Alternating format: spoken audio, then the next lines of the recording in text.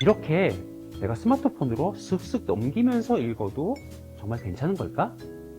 성경은 종이책으로 줄을 그어가면서 읽어야 진짜 읽는 것이 아닐까? 오늘은 이 디지털 시대에 우리가 성경을 어떻게 읽어야 하는지 그 아주 실제적인 이야기를 나눠보려고 합니다.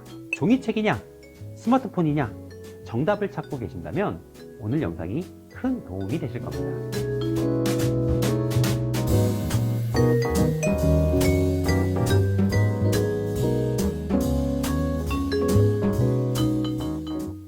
안녕하세요. 아신대학교에서 기독교 교육과 미디어를 가르치는 이수인 교수입니다. 여러분들 만나게 되어서 반갑습니다. 여러분, 오늘 아침에 큐티나 성경 읽기를 어떻게 하셨나요? 혹시 침대에서 일어나자마자 스마트폰 앱을 켜서 오늘의 말씀을 확인하진 않으셨나요? 아니면 책상에 앉아서 묵직한 가죽 표지의 성경책을 펼치셨나요?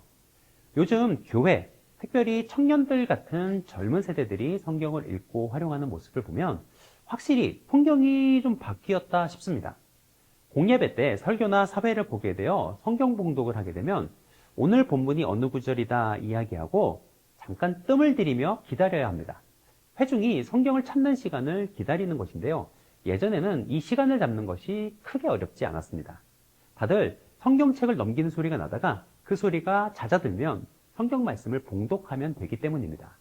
그런데 요즘은 이 타이밍을 잡는 것이 쉽지 않습니다. 다들 스마트폰으로 성경을 읽으시기 때문에 성경을 찾는 것이 어느 정도 완료되어도 아무 소리가 나지 않습니다. 그래서 그저 감으로 성경을 읽는 시간을 잡아야 합니다. 특히 저는 청년들에게 설교할 때가 많은데 정말 아무 소리도 안 날 때가 많습니다. 이렇게 이제는 종이책으로 성경을 가지고 다니고 읽는 성도님들이 많이 줄었습니다. 스마트폰에 찬송가부터 성경까지 다 들어있으니 얼핏 보기에는 큰 문제가 없어 보입니다. 오히려 언제 어디서든, 즉 출퇴근하는 지하철에서도, 점심시간에도, 혹은 잠들기 전에도 손쉽게 말씀을 펼쳐볼 수 있다는 게 큰 장점입니다. 그런데 마음 한구석에 이런 질문을 한 번쯤 해보셨을 거다 생각이 듭니다. 이렇게 내가 스마트폰으로 쓱쓱 넘기면서 읽어도 정말 괜찮은 걸까? 성경은 종이책으로 줄을 그어가면서 읽어야 진짜 읽는 것이 아닐까? 오늘은 이 디지털 시대에 우리가 성경을 어떻게 읽어야 하는지 그 아주 실제적인 이야기를 나눠보려고 합니다.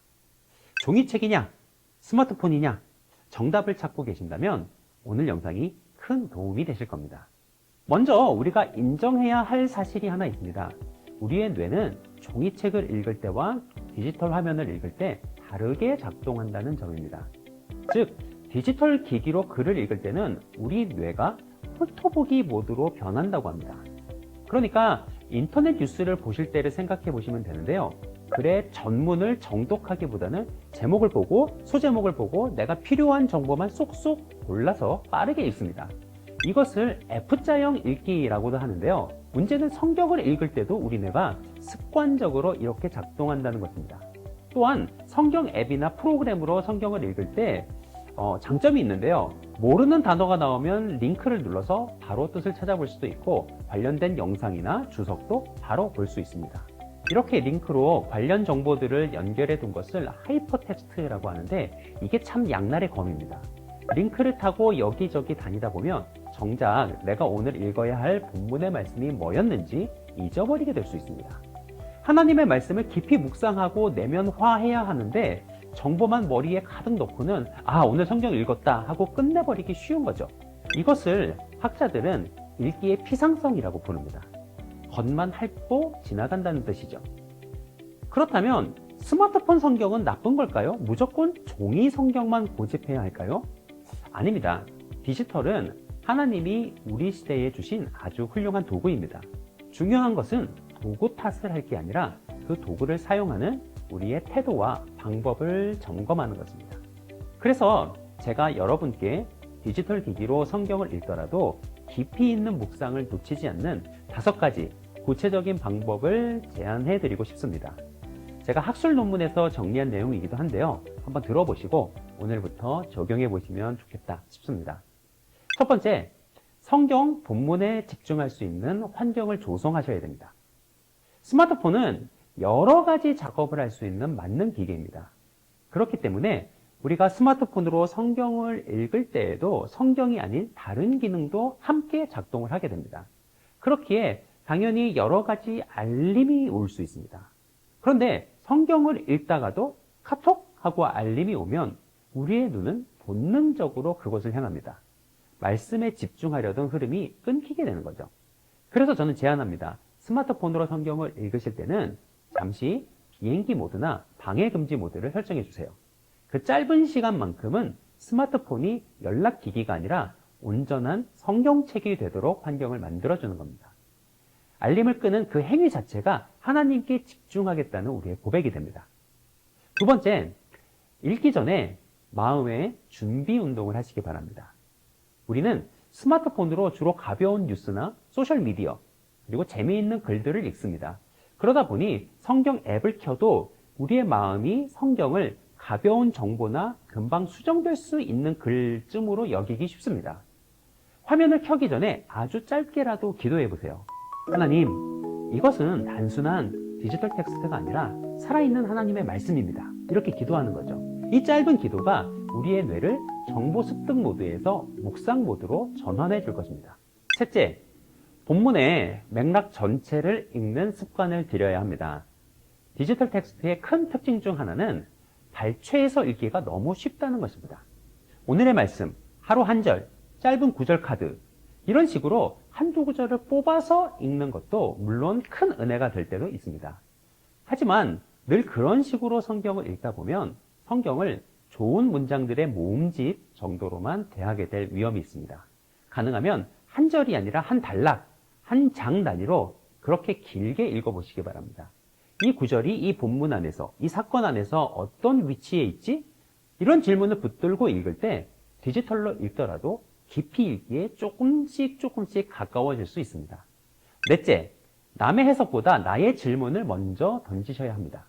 요즘에는 성경 앱 안에 주석, 요약, 강의 영상, 다른 사람들의 묵상 같은 이런 자료들이 정말 잘 정리되어 있습니다. 이것들은 굉장히 감사한 자원들이지만 당연히 위험도 있습니다.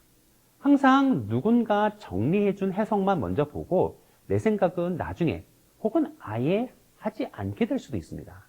그러므로 다른 사람의 해석을 보기 전에 먼저 내가 이 본문을 읽고 드는 생각, 의문점, 느낌들을 스마트폰 메모장이나 노트에 적어보세요. 질문하는 힘이 길러져야 진짜 내 믿음이 자랍니다. 마지막으로 다섯 번째, 가능하다면 종이 성경을 함께 사용하시기 바랍니다. 이게 제가 드리는 가장 강력한 추천입니다.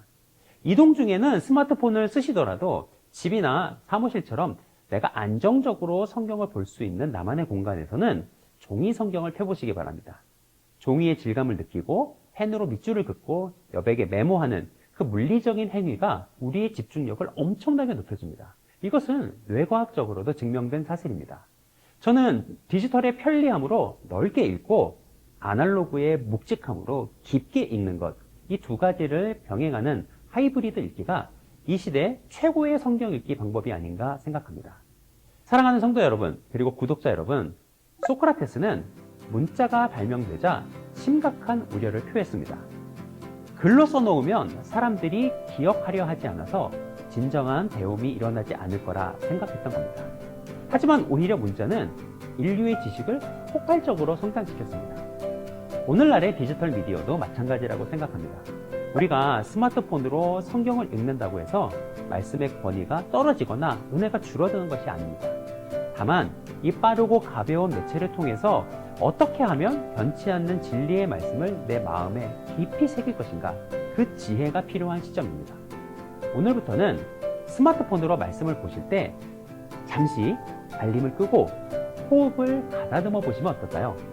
그 작은 습관 하나가 여러분들의 디지털 신앙생활을 완전히 바꿔놓을 수 있습니다.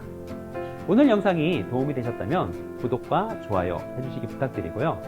여러분은 평소에 어떻게 성경을 읽고 계신지 댓글로 남겨주시면 저도 함께 배우도록 하겠습니다. 그럼 또 다음 영상에서 여러분들 뵙도록 하겠습니다. 감사합니다.